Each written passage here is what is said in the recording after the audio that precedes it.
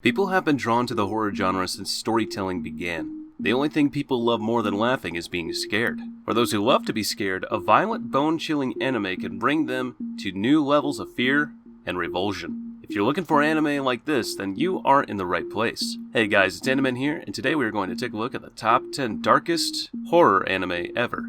And I'll try not to include some of those popular anime like The Promised Neverland, Another, When They Cry, and a few others in this list. So before we start, be sure to subscribe to our channel and press on that bell icon and set us all to be notified about our latest videos.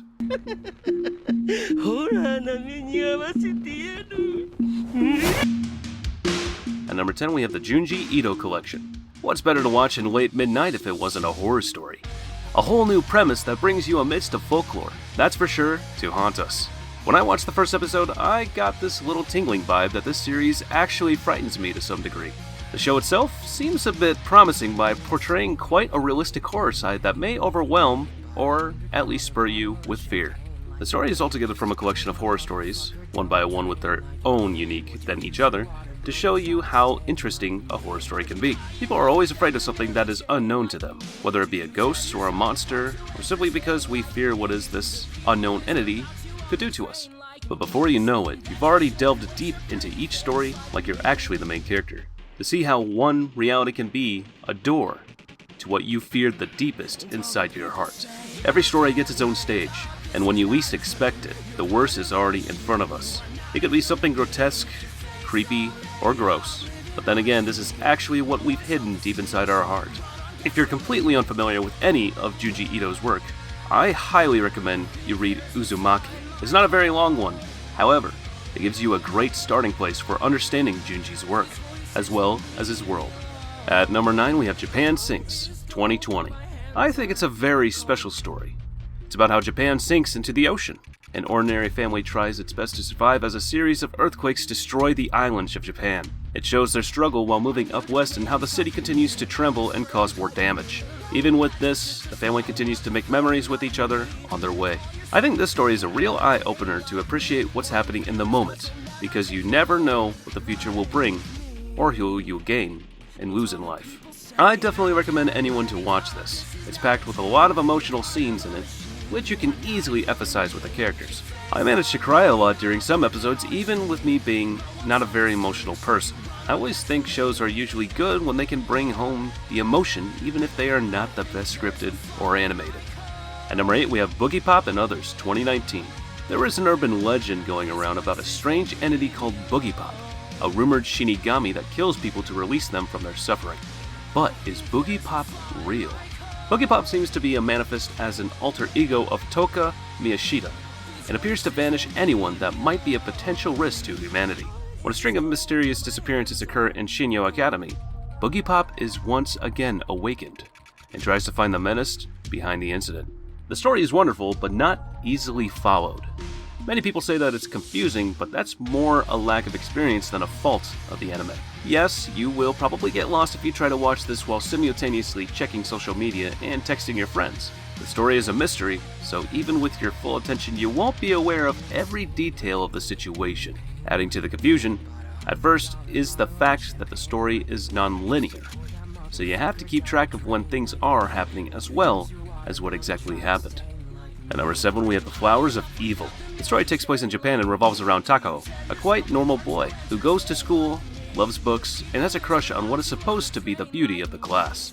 One day he finds her sport clothes as he wants to get the book he accidentally forgot in the classroom. He takes them out and hears a sound. In the hurry, he just takes them and leaves quickly. Later on, the psycho child of the class, being Nakamura, tells him that she saw him stealing the clothes. From then on, he started to blackmail him and makes him do things that, well, are kinda awkward. The whole story is really well executed and as far as I know, follows the manga quite well, though I didn't read it. It is really enjoyable to watch and it keeps unfolding in directions that the viewer doesn't expect to go. It wasn't a masterpiece, but it was definitely a good story. At number 6 we have Ghost Stories. Ghost Stories is a supernatural series that has its share of lighthearted events, but many of its demons are downright spooky. It tells the tale of Satsuki, who's just moved with her father and brother to the place where her now deceased mother was born. She meets a few intriguing schoolmates after heading over to an abandoned school building right across from the facility in use. Once there, it's revealed that Satsuki's mother was actually responsible for sealing away some of the ghosts who were previously haunting the town in her youth.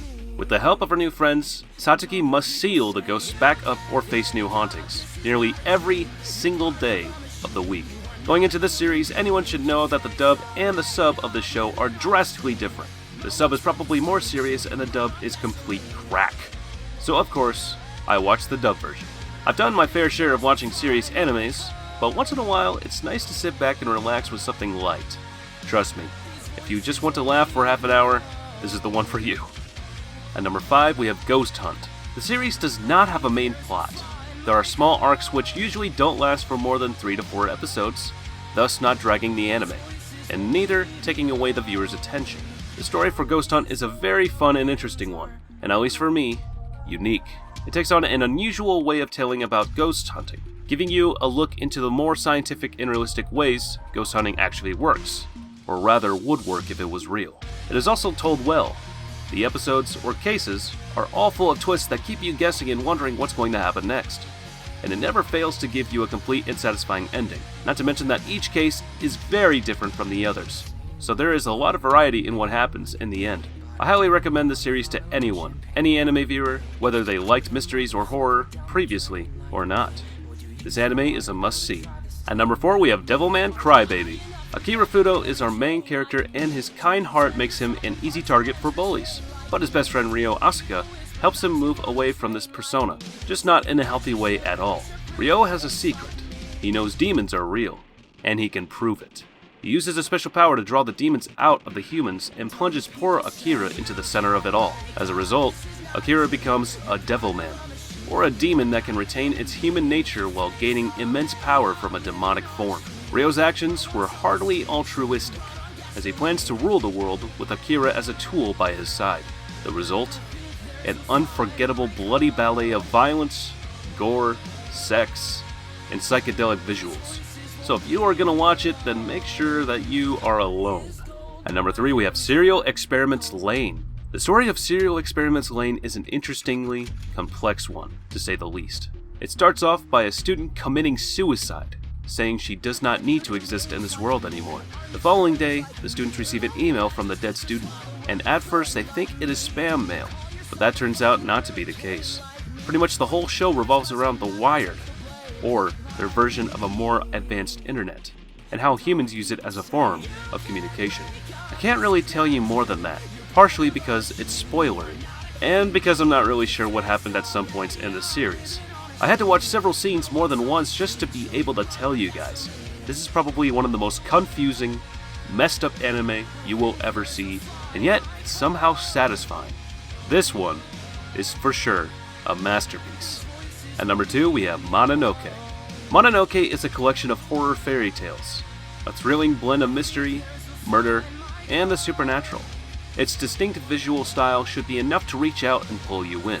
While evocative of traditional Japanese artwork and the Edo period, it hides some truly spooky story arcs that follow a character known as the Medicine Seller. This visually arresting series follows the protagonist as he deals with strange spirits, here known as Mononoke, which can only be felled with a special sword. Even so, the story surrounding them is enough to keep you glued to your seat. This is a hidden gem. And number 1 goes to Mushi-Shi.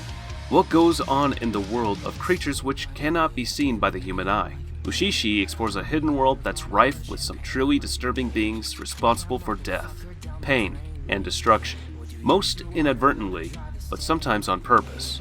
Mushi-Shi follows a wanderer named Ginkgo, who's cursed with the sight of Mushi, or invisible tiny spirits that interact with others around the world, which is to say, in mostly negative and terrifying ways.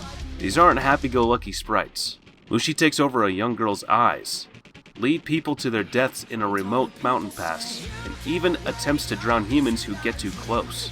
Banishing Mushi is a scary and often sad job, but someone has to do it. May as well be Ginkgo.